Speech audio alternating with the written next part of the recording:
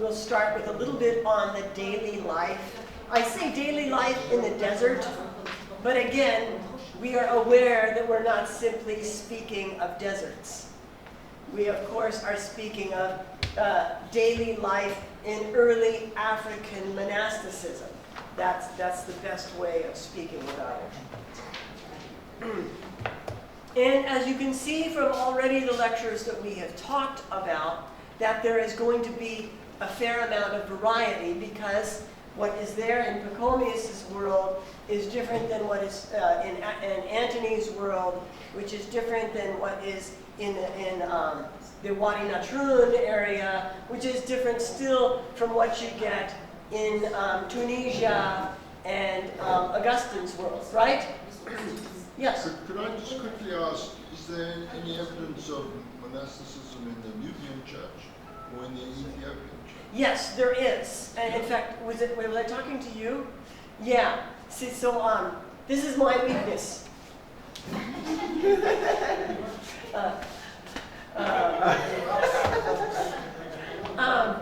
Is that Michael hired me to speak of early African monasticism. And I should actually cover, if I was knowing my subject, I should actually cover the Ethiopian church as well. The problem is I just don't know enough about it to really speak intelligently.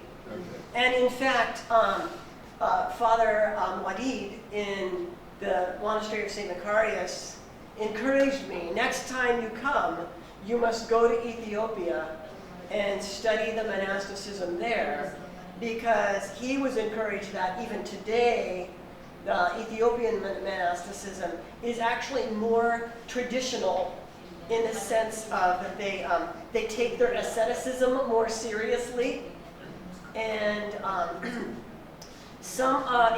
maybe it looks a little bit more close to what you might have seen back in the, they're less educated but more serious in some ways. That's his opinion. Okay. So have you heard the same thing? Ethiopia? I translate. السوريين عندهم مشكلة كبيرة إن هم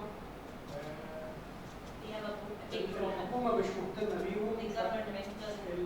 العيشة فقيرة جدا بالنسبة للناس، فطبيعة النسك دي على عامة الشعب. الأسعار هناك عالية جدا، الأجانب والأثرياء هم اللي بيقدروا يشتروا الأكل كويس. Only the rich people who can afford to buy food. لكن الناس العاديين عايشين في الغابات دول بيبقى حاجة اسمها الأنديرة. The ordinary people just عايش كده بمية. In the forest and just eat like andira. I don't know. اسمها أنديرة. فهي دي اللي فيهم الطبع النسكي. ده حاجة عامة على الناس بسبب قلة الإمكانيات. They have that trend of asceticism. ده نسك إجباري، نسك عام على الناس مش نسك اختياري. It's obligated asceticism. Okay, can you summarize that really briefly for me? Me? Yeah. So he said because of the poverty and the poor, because it's a poor country, so it's like ordinary that asceticism is just like an attitude for all people, and of course for monks and monastics is more because of the like economics of the income. هم لما بيخرجوا بره الحبشه بيروحوا مصر بيروحوا الشام بيروحوا اوروبا بياكلوا كويس جدا. When they go out of Ethiopia, they eat very well. بياكلوا كويس وبيشربوا كويس. So the idea is that in Ethiopia, it's a poorer country to begin with. And being a poor country, you deal with food and some of the ascetical things more seriously just because of being a part of that country. And so consequently, a monk would take that even further. And so you would have a much more severe ascetical life just because of being in that country. How you would treat it would be different. There was an example, who was I talking to? Well, I think there was, we were talking to a couple of monks at the monastery of St. Macarius. And I was telling them that they were asking me about my wife and I, and my own personal story. And I mentioned to them that when my wife and I got married, we also, because of my wife and I's journey and our studies and things like that, that when we got married, we also made an informal but serious commitment to what we called poverty. And the idea is that we as Americans would live at what's called the federal poverty level. And the two Quite a bit different. the two monks that were talking, they started laughing together because the federal poverty level in the United States, I think today, the federal poverty level today for a family of two is like 20,000 American dollars per year. So if you multiply that times 8, what is that, like 160,000 LE? Which I think would be Per month or per year? per year. Per year. I think that would be a fairly good living here, right? Yeah. Yeah. So they were laughing at that. Our commitment to poverty is not so poor. And I think the same thing. I lived in that as for the same sort of reasons. Yeah. And I was able to be fine. Yeah. And there was really no sacrifice except for some luxurious sorts Yeah, of yeah, things. yeah. But always food, Yeah. always, stuff. So My- it is a different scale. It is. Yeah. My wife and I have been doing it for 38 years. So. Yeah. No, I didn't find it that. That's why you are struggle. healthy. Hmm? That's why you have a good health. Yeah.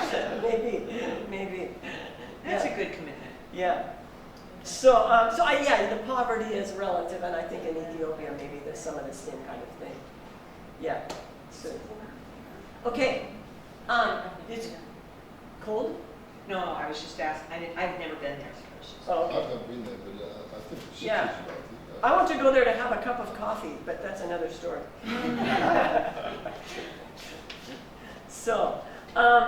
So as you can see from the previous lectures, that there's a bit of variety you're going to get in different locations.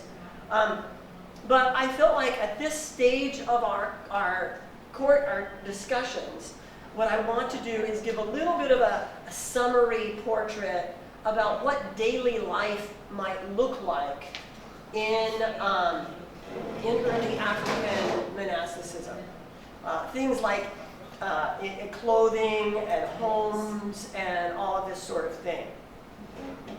There's a book, and the book is right there in the top of your notes. The Day-to-Day Life of the Desert Fathers in 4th Century Egypt.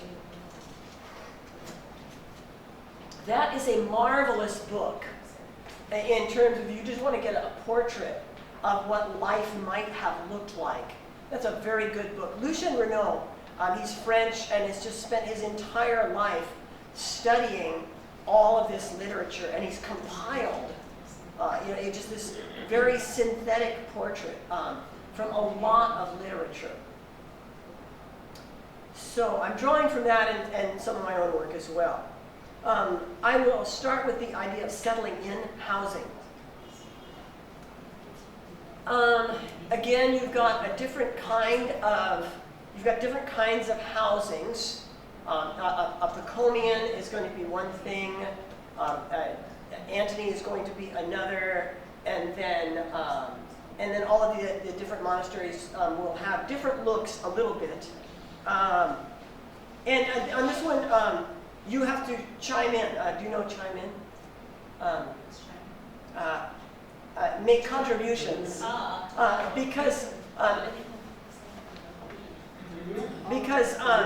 because Eustace has been around monasteries all over, taking pictures and studying the archaeology of them. So I will only give what little I have to say. So you've got cities, villages, skeets, and isolated hermitages. You also have some monks, like the Rechabites in the Old Testament, made commitments to not have any homes at all. And the idea, just like Jesus, who said, I do not have anywhere to lay my head, they have made the same kind of commitment. And so you have this sort of thing. In the monks of the cell, says Palladius in his Lausaic history, he writes, in his dialogue on the life of John Chrysostom, he writes that they lived in huts just good enough to protect them from sunburn and the heaven's dew. So the idea is, what is the least kind of housing you can have that will protect you? So that, that's the kind of idea that you might have. Many lived in caves, and you can go today and you can go see Antony's cave, and there are a lot of limestone caves. Even I think, here, in Wadi Natrun, there are some who live around the, I think they have 5 or 6 monks that live in caves or huts, I'm not sure, that live today. But still, up in the limestone caves around Antony, you will have people still living in caves today. Another place that people lived in early, the origins of monasticism, people took ruined buildings. Pachomius then inhabited deserted cities or villages. There are leftover buildings that people moved into. I was actually thinking, when I drove from the monastery, or I rode from the monastery to here, when you go through, I guess that's, like Western Cairo or wherever I was, there are just, I don't know, thousands and thousands of buildings that look like they're half built. Mm-hmm. Do you know this? There's a reason for With that. red brick. Yes. Huh? With red bricks. They don't. Yes, many with red bricks. Some other, and you'll have people living here, and then none here. It's open. You can see all the way through. There's also Is it finances? there's a tax law here, I think, that says something to the effect that if you don't actually, if you leave one floor uncompleted, the building is not built, You don't have to pay so you don't pay the tax. Oh, maybe that's it. But there's, so much, and it seems to me, I could, in the United States, we talk about squatting, moving into a place that has been abandoned and you take over. I thought, you could squat, you could come and move in these empty places. No, there would be security. Oh, No, okay. you can't do this in Egypt. Why not? Because each building you have seen has its owner. Maybe it's empty, but there is an owner for it. So But maybe the owner is a long ways away. No. We have a It's very kind big of- from it. I think there's many reasons. We have many reasons. One of them is when you get a piece of land from the government, you have to build it in a specific period of time. Like in a year, you must build it in a year. It doesn't matter whether you will live in or not, but you have to build it. Okay. I don't know where did you see the buildings? Oh, What was it? all the way. They're all over. Oh, All over. maybe it's some people. Sometimes they look very old, and sometimes like almost a whole city, like a development, and it's all like Empty? 5, 6, no, maybe 20 buildings, big buildings, empty. Empty. Yeah, no windows, no doors, but yet concrete. It's kind of investment they are building it for the future, but no one can take it over. Okay. Yeah, okay. But anyway, that is what they did in the early century. They took over empty buildings. Tombs, old buildings. Windmills. Yeah. Mm-hmm. We had a previous pope, 2 popes ago, who actually lived in a mill while he was still a monk. Okay. The predecessor of Pope Shenouda, whose name is Pope Kyrodus, he lived in a windmill while he was still a monk for a very long time. Okay. Yeah, so you have the same kind of thing. the two things that you have is you have to have some relationship to water, and you have to have some relationship to other people. Either other people in a community, or you have to have some way of making trade. You know, I make baskets, and I have to have someone to sell those baskets to, who will in exchange give bread to me, or something like that. So these were important things. The location had to be a place where you could keep an economy, a simple economy, but an economy nonetheless. And you had to have some kind of shelter and safety. But lots of places were able to be used. Sometimes you would build your own. This was the exciting thing. On my own property, I live on, in where I live in Colorado, you can only buy land, in this one particular area, you can only buy land that has 35 acres. Is acres a word? Acres. Okay. Hectare. Okay. So it's a fair piece of land, but there's not enough water. So they will only sell 35-acre lots. And on our property, I saw some rocks that were piled in a certain way. And says, oh, this kind of looks like a fort. And I, as a child, I liked making forts. So I started digging, and I started piling, and I started digging and piling. And then after a couple of years, I was reading literature on early 4th century monasticism and some of the archaeology of the cells in Palestine. And I realized that, oh, my fort is almost the same size and the same structure, built out of rock and built into a hill, as these caves and these cells in Palestine. And so I put a roof over it, and that is where I go every morning and pray, is into this cave. So, so that's I call it my cell. But it's about the same, 12 feet by 12 feet, kind of thing. So that's what, some people built their own, and you would use stone or brick or cob. Do you know what a mud? You build it out of mud. And sometimes you would have rooms, different rooms for yourself, for your disciples, for keeping food, for praying, for entertaining. So sometimes you had more than one room. And yeah, that's enough. So that gives you some idea of some of the housing.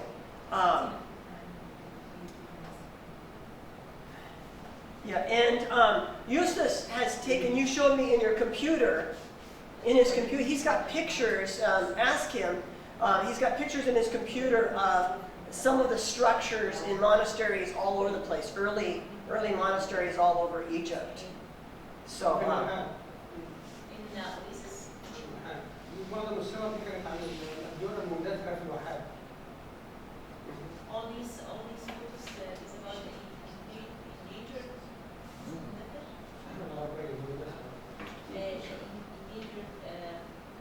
monasteries in Oasis. Okay. العمارة دي عمارة شعبية اتبنت بالمواد المحلية بتاعت المكان. The apartment is built with the building is built with the local stuff of this. So each building are built with local materials from that neighborhood to create the buildings for the monasteries. البنى العمارة الكنسية في الغرب والعمارة الكنسية في مصر، الكنائس الدومات اللي في أوروبا اتبنت بأمر الإمبراطور. The difference between the architecture, the Western architecture and the Eastern architecture, the Western is built by the emperor orders, but here كانت بتقعد تتبني مثلا 130 سنة وكانت بتسخر كل موارد الدولة ليها. it was built for in time about 130 years. And it was all the emperor took care of it and gives all the material that it needs for building. لكن العمارة النفسية عمارة شعبية. But the architecture, the Eastern architecture is اللي صرف عليها الشعب مش الحكومة أو الملك. the people who spend the resources in it, not the emperor or not the king. كان يستخدم الموارد المحلية المتواجدة القليلة التكلفة. So they use the local like stuff, the local materials to build this. So what you have then are two different types of architecture that are involved in some of this early monastic structure building. Some of it comes from the top down, from the emperor and down, and they're building from maybe imported materials and have one kind of construction. Then the more local way of doing it, you've got Coptics who will build from whatever happened to be around them, and they construct their monastic structures that way. Okay? So that's structure and buildings. Clothing. Generally, what you have in the literature is description of, you generally have one set of clothing only. One of the things I noticed that is wonderful in Egypt is that you can wash and dry your clothes in one day. Yeah, I mean, it's just amazing. I packed very light on my trip here because I didn't want to bring a whole bunch of bags. I said, oh, I'm going to have to wash clothes in the sink and then hang them up. And my goodness, you can wash, a couple of rounds and then rinse it and put it up, and boom, it is dry overnight. Less than that. So obviously, you don't need it's okay to have one set of clothes. The history of monks of Egypt, I remember I mentioned this travel literature. One of the books, The History of Monks, describes either rags, they'll use the term rags, or simple tunics. But again, you have to realize this is the perspective of someone from a Roman culture who is doing monastic tourism. And so what I as a Roman might look and say, oh, that person is wearing rags. Well, that might be different if I was a local person talking about it. Do you know what I mean? So, but what is clear is that you have some kind of simple piece of clothing. You have in the Pachomian literature the description of Pachomius who tests the people to make sure they want to become monks. And then he says he clothed them in a monastic habit. So what you have is evidence clear back to Pachomius of a particular dress that you then change into when you become a monk. So the idea of a habit goes back that far. Make sense? Apollo describes the habit, or the literature describes Apollo having a tunic and a linen headdress. The Pachomian literature describes sheepskins and a linen head covering. Patermuthius describes a short-sleeved tunic and a hood and a sheepskin cloak. And so you get a lot of different descriptions. Interesting enough, in both Evagrius literature and then in the literature of John Cassius, they describe every element of the clothing of a monk, and each of those elements has some kind of spiritual significance or symbol. I don't know if that's, is that true today in Coptic monasticism, that each of the elements has some... Yes. ده أثناء الرسالة بتاعته يقول له البس ثوب البر، البس خوذة الخلاص، افتح قوايك بمنطقة الخلاص. حتى وهو بيرسمه بيقول له اللبس ده ايه؟ by the origination, he's telling him about every part of the clothes, and he's saying,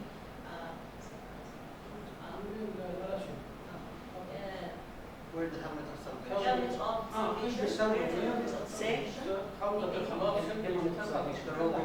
Yeah, okay.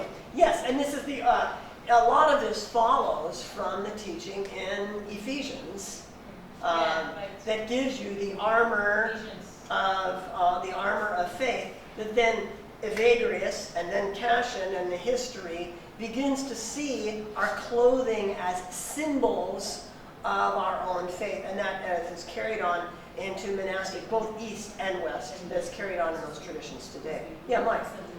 Where do we get the sort of Western image of the man in sackcloth with a rope belt and a bald bit on the top of his head? From Francis of Assisi. Oh, right, true. Yeah. You sure? Yes. Yes. You sure? Yes. Yeah, Francis intentionally took on the clothing of the local poor around him and used a rope instead of a formal belt or anything like that. He would use a rope. Tonsures is another Was it story. hooded? Yes.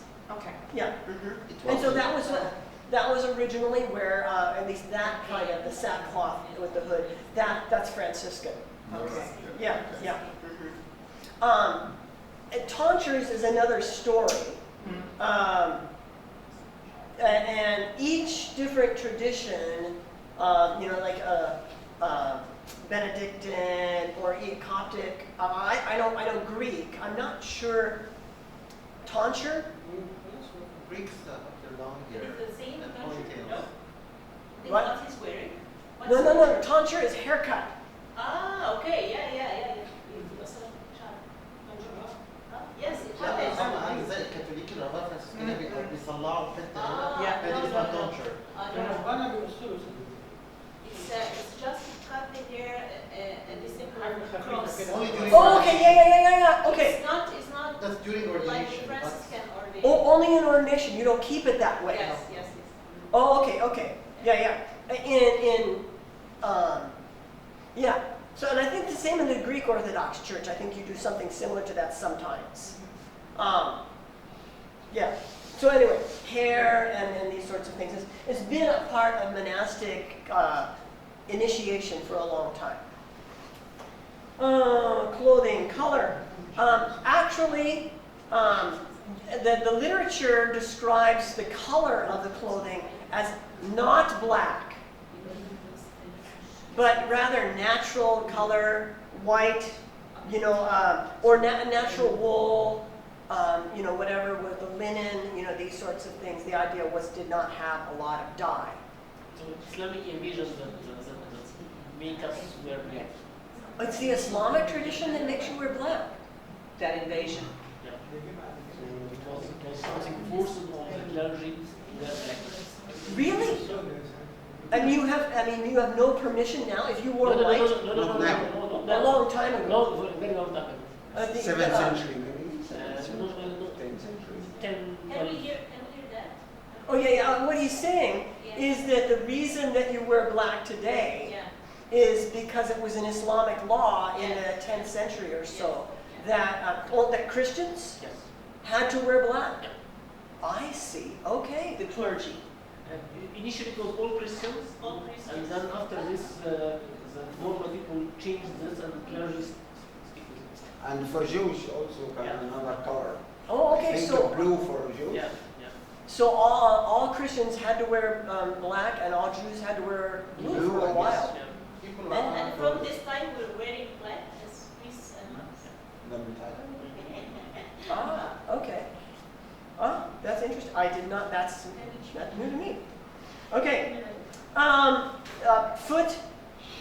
Usually it would be barefoot. Sometimes there's a description in the literature about wearing sandals. I noticed that in the monastery that most of the monks wore sandals, but they did not wear socks. I think it would be an asceticism for me to wear sandals without socks because they would scrape my feet. You need to practice. I think that would probably be good. I have cuts on my feet. I would be a good monk that way. Cashin writes, John Cashin writes in his literature, in the monastic institutes, we must attend to the necessities of the body, but without much care and only slight attachment. See, that's the point. The point is not exactly, what specific clothing you wear, but what is, the idea is not to be excited about what clothing you wear. Not to be attached to your looks, not to be concerned so much with the clothing. And again he writes, I think we should select out of the garments I have described things which are suitable for the profession of poverty in our climate. Our clothing in general should be respectable and simple, not so ostentatious as to cause scandal among the men of this world. Now you have to realize what Cashin is writing for. Cashin is not simply describing what went on in Egypt, though he has a lot of appreciation for Egypt. But he's trying to take the Egyptian principles and apply them to France. Well, French are not going to look like, and he lived in the French Riviera area. Yeah. They're not going to look like that. So he's saying, well, what do we do about clothing? And he draws a basic principle from early Egyptian monasticism for this new location in France. What is the principle? The principle is take a look at your lower classes and identify the clothing that is normal for the lower classes of your culture and wear that. That will serve as a habit or as a something that's appropriate to that group of people. That was what Cashin kind of concluded with. Okay? Something else.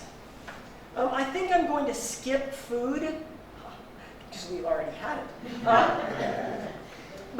Because I want to cover food and fasting when we get to the lecture on asceticism. So I think I'll cover that later on. Let's talk a little bit about work. Work is an interesting topic. It's surprising how much description there is of work in the early monastic literature. Probably one of the main stories, I think you'll find it in the systematic collection of the sayings of the Desert Fathers under Antony. There is a story about Antony and how he moved out in isolation, and he's going to seek God, but he's confused. He doesn't know exactly how to live his life. And then in the middle of it, he sees this vision. There's someone outside of his cell, an angel. And the angel sits down and then is making baskets, is weaving. And then it stands up and prays. And then it sits down and works. And then it stands up and prays. And Antony realizes, bingo, I cannot just try and pray all the time, because I'm going to get distracted, my mind is going to go crazy. I need to change that up. I need to have a rhythm of work and prayer. Work and prayer. And so from the very beginning, manual labor, physical work was a part of monastic life. And so you hear the description of work treated slightly differently in the different monastic literature. In Pachomius you find this comment. They work at every sort of handicraft, and from their surplus they provide for the monasteries of women and the prison. And actually in other literature, now we'll talk about that when we get to missions. I have another description of some very advanced economic activity on the part of the monks themselves. And that was also something I discovered in this trip to the monastery at St. Macarius. That was it. And maybe that's part of the genius of Father Mata Al-Maskin, is his business genius. They have the farms and businesses around them are just huge. And so they have done a very good business at farming. And so they not only can provide for themselves, but others as well. And it's the same thing is true in Pachomius. Another monastery they have, it is the same with regard to their works. One works the ground as a husbandman, another as a gardener, another as a smith, another as a baker, another as a weaver of large baskets, another as a shoemaker, another as a copyist, another as a weaver of tender reeds. Now, one of the things you want to see in all of those different professions, let me read them again. Farmer, husbandman, maybe animal carer, gardener, a smith, a worker of making tools, baker, weaver, shoemaker, copyist, another weaver. In each of these occupations, you are not so mentally involved in the occupation that you cannot spend time in prayer. The emphasis in early monastic manual labor was that you would have work that would still enable you to pray at the same time as you are working. You see what I mean? For example, like where I go, I work at a ranch, and so I will walk a fence line, and I will fix fences. Sometimes in the spring for many hours every day. But it's very easy to repair a fence. It does not take a lot of mental work for me to do that. And so, so I can have freedom to pray. There is a description. You have heard of Thomas Merton? Oh, yes. Yes. The Egyptians? You have Thomas The Merton? name sounds familiar. I don't remember who he is. Okay, he is a Trappist monk in the United States. He was very, very famous. He wrote a lot of books. And he writes in it, that's the problem, is that he was assigned by his, and remember, you don't have the same kind of freedom as you do in Coptic monasticism. And so his abbot assigned him, and his leaders assigned him, that his work would be writing books. Well, the problem is that writing books is not very contemplative, actually. You have to be very concentrating in order to write a good book. And you don't have time to relax and pray while you are writing. Even if you are writing about theology. It's very different writing books than weaving baskets. Do you know what I mean? And so consequently, Thomas Merton was constantly struggling with the fact that he was writing spiritual books and was not able to spend time praying. It's an odd kind of... It would be. Yeah, I I didn't know that about him. Yes, oh yeah, his journals. Yeah, I mean, I've read his works, but... His journals have a lot of this. If you read his journals, you'll get him complaining about this all the time. It's kind of fun to read. So, so anyway, yeah, different kinds of work, but the work is a work that they want to create that will promote prayer, not work that takes you away from prayer. And interesting enough, though, work is actually important. In the history of monasticism, when it moves into the West, I'm trying to think. The problem is I have to think now only early Africa, if I just draw a circle. I cannot remember right off the top of my head, in early Africa, monks who said that they will only pray and not work. Maybe there are some examples, but I cannot think of things where that was important, to just pray and not do any manual labor. I think a part of Pachomian, Scetus, Antony, Augustine, I think that all of them you have Wasn't in Egypt, I think. work. There's an example, I think, in Palestine or something, but it wasn't in Egypt, that there was a monk that doesn't want to work. Yeah. It wasn't a monastery. Oh! But it wasn't in What, Egypt. there was a heresy. What's the name? Because it developed into a heresy. Yes, in Palestine, right? Because we were what? Palestine. The Euchites. Yes. Yeah, I think so. Yeah. The Euchites. Because Euchites is pray, and they pray and didn't work. Yes. Yes, I think so.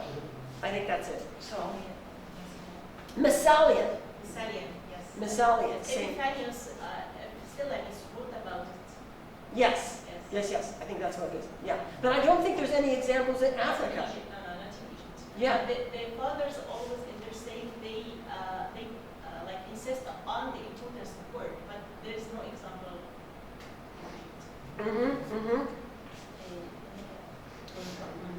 And Augustine wrote an entire.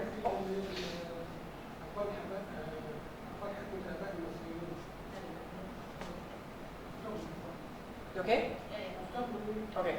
Augustine ended up writing a whole article, a thesis called On the Work of Monks.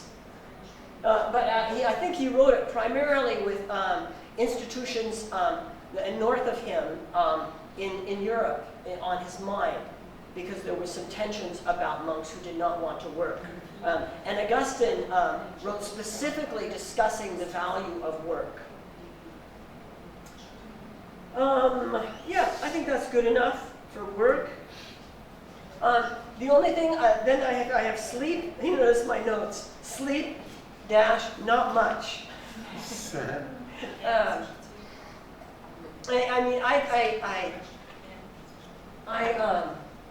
You just, if you read the literature all over the place, you read vigil. That staying up all night, staying up half the night in prayer. This is just common everywhere. It's in all of the literature, the only thing I can say about the practices of sleep is that it is really, really common in all of the monastic expressions I have read about, that you do not sleep much. And indeed, when I was in the monastery of St. Macarius, I did not sleep much. Why? You wake up at 3 in the morning. Oh, okay. I thought it's because of mosquitoes. Maybe. Yeah, maybe. Yeah. And then the problem was then after Vespers, then I would end up talking with people. And so you stay up until 11 o'clock at night, and then you wake up at 3 in the morning, and I had jet lag anyway. what time is Vespers? Vespers was at 5:30. At that monastery, I don't know everywhere else, but at that monastery, the Vespers was at 5:30. So by midnight, you were able to, in general, the pattern of sleep, and then Vespers at 5:30. Yeah, you wake up at 3 in the morning. That's when you start your day. But then at Vespers is at 5:30. 2 hours But I after still think you stay up because the monks themselves have meetings sometimes. I don't know. What time do you go to bed? نصحى 3:30 التسبيحة تبدأ 4 من 10. At 10. Oh, okay. So you will sleep from 10 o'clock until 3 o'clock. And 6 hours. 3:30. Okay. نبدأ الصلاة 4. Start prayer at مثلا 6 بعد 6 القداس 7:30 8. the mass prayer. بعد كده تكمل يوم الشغل العادي بتاعك. Will you take a? Oh, take a nap during the day? يوم في وقت If there is a time. حسب الظروف. Okay, it depends. Depends, yes. Mhm. بعد كده الغروب الساعة 4 في الشتاء والساعة 5 في الصيف. Whisper, Mhm. العشية whisper بالنسبة at 5. للعشية. Yeah, and this is one of the things in monasticism in general. I mean, the discussion in Carthusian monasteries in France is they wake up at 12 at midnight, and they pray for a while, and then there's sleep, and part of the part of the question of becoming a monk is the question of can you endure the problems with sleep. It's very harsh on your own sleep schedule, so you have to be able to get used to that if you're going to be a monk. It's just part of the deal. So. التزام شخصي أكتر من إنه It's commitment, personal commitment. He said it's personal commitment. Oh, it's a part of your personal حاجة commitment. محببة وتروح تعملها. بس لو صاري في راجل مثلا كسلان شويه يعني وحابب ينام هل بيتعاقب؟ ده شخص هو. لا بس ترجع لرئيس البيت بقى. لا اصل هو بيقول لا هو بيقول ان هناك ده عندهم التزام مش حاجه شخصيه بيتعهدوا بكده. ايوه بقول لك هو بالنسبه له حاجه محببه. مش حاجه I was asking personal if commitment. there's a lazy monk who wants to sleep in for some time. He said that's between him and the abbot. The abbot, he would be accountable to the abbot of the abbey. Right. Or your spiritual father. Yes, but in the West it's more a commitment, a collective commitment. Yes. It's a Yes. promise. Yes. Yeah, I think again in the West you have written rules that schedule all of this, but in Coptic monasticism, I think there's a much greater freedom. This monk needs this much sleep. This monk needs that much sleep. And I even asked some of the monks, is it okay if your personal constitution is such that it's hard for you to wake up at 3 o'clock in the morning and be at midnight, your midnight praises? Is it okay to miss? And he said yes. So the kinds of expectations that in a lot of Western traditions, just they expect you're going to be this way. I don't think it's the same. I think you get a bit more freedom in the Coptic tradition. That's just the way I look at it. Sometimes even you can do it in your own cell. Yes. Mm-hmm. Yeah, that's another thing. Yeah, and in fact, I think that between 3 o'clock and 4 o'clock is the idea is you're praying privately, and then 4 o'clock you come for midnight praise. Yeah. Okay, sleeping. And then prayer. We can talk about the prayer office. How many times do you pray and when and where? And now I go back. There's an outline for that in the thing on community. Maybe 4 pages before, 5 pages. What I want you to see, just a little bit of the difference between Ascetus and the Pachomian office, how they prayed. And I get this literature, as you see at the top of the page, from Taft in his book, The Liturgy of the Hours in East and West. Taft has done a marvelous and detailed scholarship analyzing the history of liturgy. And has gone into, and not only does he cover monastic liturgy, but he covers also what he called the cathedral hours and parish structure. And then he goes all the way Latin and Greek and these sorts of things. How recent is his work? Well, how recent is he? I think that book was published in like 85 or 90 something. Yeah, it's a fairly recent book, and he's a very highly regarded scholar on this particular topic. In Scetus, you had basically 2 offices. They're what they call the cock crow and then the evening after the meal. Monday through Friday, you do your office privately, or if you have guests, you do that with them. Sundays and Saturdays, then you would do this corporately. When everybody comes together, you do some of this corporately. And the indications that we have of the office, again, it's going to differ a little bit in different locations, but the basic structure is that seated, you will have a psalm that is read by someone. Everybody is seated, and someone else is reading a psalm standing. Then you stand up, and with your arms extended, you then pray. And then you prostrate and spend some time prostrating. And then you stand again and have silent prayer with arms extended. And so you will read 12 psalms, each psalm having this structure to it. And part of the idea is how we hear, how we submit, how we pray, how we respond.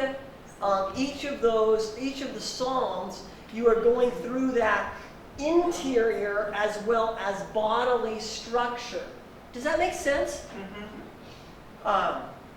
So that your whole body and your soul are going through this process. In the West, well, no, I actually think the term begins with John Cashin. He uses the term Lectio Divina, divine reading or holy reading. You know this word? Yes. Okay, it's a Latin term.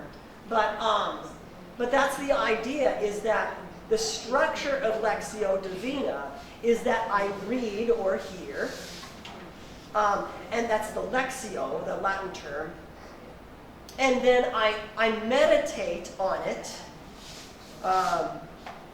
and then I think about it, then I pray, oratio, and I submit, and then there's contemplatio.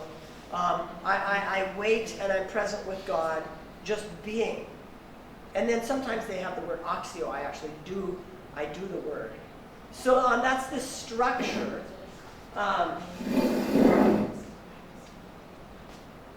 And then at the end of each of the Psalms, then you have the Gloria Patri, the glory to the Father and to the Son and to the Holy Spirit.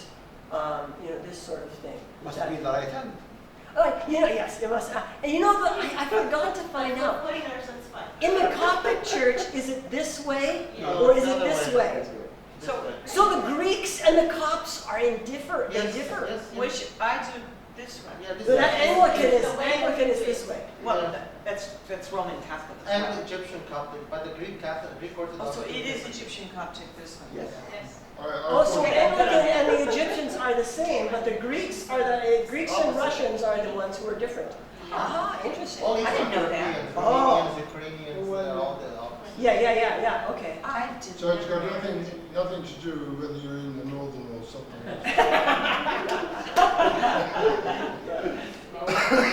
الاختلاف هو ليه مبنى روحي عند الاثنين. The difference has a special meaning. هم احنا بنقول بس في الاول بنقول ان احنا من الظلمه للنور. هو Say فكره that انه لازم darkness to the light. الروح القدس في اليمين، الجريك بيعملها في اليمين. They do عشان it يقول لك in the right. اليمين من النور، يعني لازم الروح القدس تبقى على اليمين. They say Right. that the Holy Spirit is on لكن the right. برضه الروح القدس نقلنا من الظلمه الى النور.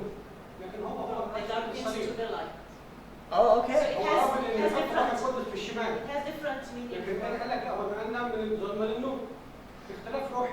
So each tradition has its own way of describing meaning to this Even the direction. fingers themselves are placed differently. Yes, So exactly. what is the Coptic meaning? He's transferred us from darkness into From light. darkness to the light. The sun, Darkness to the light. Yes. The From Greeks, left to right. the Father descended Okay, so sinistra et destra. from the beginning. The Father descended to the earth, the sun, Yeah. and they take us from the left side to the right side. Interesting. From darkness to To light. the light. Okay. Do the Copts have a sort of compline?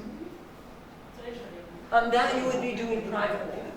Right. What is company? Publicly, compline is something you do just before you go to sleep. you have Vespers when you turn the lights out in evening, the lighting of the lamps. Compline is what you do just before you go to bed. Yeah. And actually, Compline is something that was developed later. And there's a whole discussion about that. Can you be horizontal? I certainly am. I am too. Okay, back to Sketus. So you have these 12 psalms that are being read, and then the Gloria Patri after your psalmody section. Then you have lessons, 2 readings from the Bible. On the weekdays you have an Old Testament reading and a New Testament reading. And then when you gather, when you gather as a community together on Saturday, Sunday, or Paschal Tide, or these sorts of things, then you'll also have an epistle or Acts or a gospel or something like that, okay? Then, that's the example of the office in the Sketus. An example of Pachomian office, and actually that literature, you can get that literature from the rules fairly clearly. In volume 2 of the Pachomian literature, you'll read some of this. It'll describe that. The basic daily office is seated again. So then you sit, and there is a scriptural passage that is read, not necessarily a psalm. Instead of going through 12 psalms, there is just some scripture that is read, recited by a monk standing. And then at a signal, someone will give some signal, like a, or whatever. In Benedictine churches, there will be a little knock sometimes that will make the change. There will be a sign of the cross on the forehead. You know that? And then you say the Our Father with arms extended, the Lord's Prayer. And then another signal and a sign of the cross on the forehead again. And then there will be a season of prostration, and you'll repent. Metanoia? Metania? Okay. And you would do that in silence for a while, and then you would stand up again, and a sign of the cross on the forehead, and then you would pray in silence, and then there would be another signal, and you would be seated. So there is actually, there are similarities, but there are differences in the offices from the Pachomian and the Sketus, the way we know of those kind of traditions. Of course, a full anchorite would have whatever tradition they wanted in their cell, yes? So that's what it has to be. But in Sketus, they gathered together, so they had certain traditions. So that gives you a little bit of sense of the daily office and the prayers as they might have looked among many in the desert, in early African Egyptian monasticism. Other kinds of things that you will discover in terms of daily life, there is reading, and then of course, all of this is the outer life. More deeply and more significantly is the inner life. The spiritual battles, the remembrance of sin, the manifestation of thoughts, which we'll get to in another lecture, to a spiritual father, discernment, pleading with God, crying out. All of these things are the deeper part of life. But I'm only trying at this point in time to describe the outer kinds of stuff that goes on in the life of a monastery. Yes? At this point in time, do we have a Bible? Ah, that's a very interesting question. As in one book? No. This is the time of the development of the Bible. Right. The canonization is going on right during this period of time. Right. Though primarily, Old Testament, you've got the Septuagint, what we know as the Septuagint. the Greek Bible, and certainly that would be, you know, the Psalms and this sort of thing. And parts of the New Testament were there, and there were collections.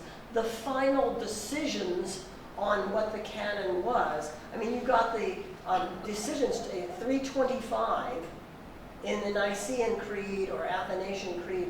This is right during that very same period.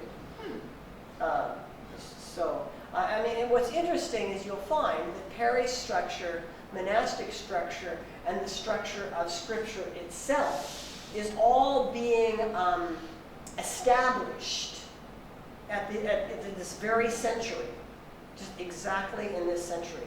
And so just the basic theological structure of Christianity, not, you know, Arian, you've got the Council of Nicaea, the Council of Chalcedon later, you know, all of these kinds of things are happening at the same time within this very century. So the fact that we do have a Bible, do you attribute that to the monastic movement? No, No. no. And I'm sure you, in a previous module, you had some biblical exegesis discussions and things like this, yeah. But the physical business of, I mean, we have this vision in the West of monks writing the Bible. The codex, whatever, you know. Right, I mean, certainly they were copying, Yeah. and certainly they were copying Scripture, but did they all have one book? Not necessarily. Right. Yeah, yeah. I think they used to like keep the copy that they have in the library, and the monks can come and take it and copy it. And Yeah, that's a good way of thinking about it. Yeah, yeah, good. How far west beyond the Egyptian geographical boundaries did this movement spread in the first centuries? Like, were there monks in Cyrene or, you know, Eusperides or Carthage? Well, Tertullian is further But west. that's 5th century, right? No, 2nd century. Yeah, yeah. No, it spread pretty far west at an early stage. Yeah, because Tertullian's he's Carthaginian, isn't he? Yeah. Yes, yeah. So, Is he considered a monk? no. I'm talking about Well, monasticism. Montanism. There actually, I mean, some of Montanist literature could have been understood as proto-monastic. And so, how far did some of these monastic expressions travel west? You know, I don't know the answer to that question. That's a really good question. I mean, I know it traveled south to Ethiopia, but during the 4th century, how far west? I think you have, yes, because I think when Augustine founded his monasteries, there were other things that were existent around the same time.